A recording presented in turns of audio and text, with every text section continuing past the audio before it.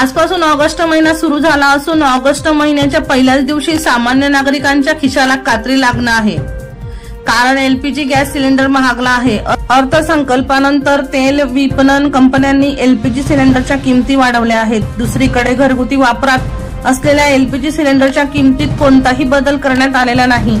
या किमती आहेत तशाच स्थिर आहेत। सरकारी तेल कंपन्यांनी दिलेल्या माहितीनुसार एलपीजी गॅस सिलेंडरच्या किमतीत झालेला बदल व्यावसायिक गॅस सिलेंडरसाठी आहे। त्यामुळे 19 किलोच्या सिलेंडरच्या किमतीत 6.5 रुपयांची किरकोळ वाढ झाली आहे। बदल झालेले हे नवे दर आज 1 ऑगस्ट 2024 पासूनच सुरू होत आहेत। व्यावसायिक गॅस सिलेंडर हॉटेल, रेस्टॉरंट अशा ठिकाणी जास्त वापरला जातो, त्यामुळे येथील जेवणाच्या किमती देखील वाढवण्याची शक्यता आहे। 1 जुलै रोजी 19 किलोग्रॅमचे सिलेंडर 30 रुपयांनी स्वस्त झाले होते। याच्या किमती कमी करण्यात आल्या होत्या। वर्षा लोहार यांचा रिपोर्ट V1 लाईव्ह जळगाव।